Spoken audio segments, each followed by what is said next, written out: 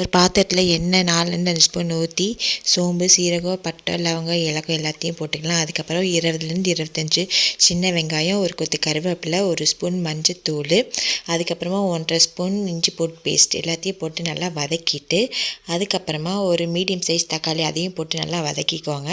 அதோட 1 ஸ்பூன் மல்லித்தூள், 1½ ஸ்பூன் மிளகாத்தூள், உங்கள் காரம் எவ்வளோ வேணுமோ அதுக்கு தகுந்த மாதிரி மிளகாத்தூள் போட்டுக்கோங்க.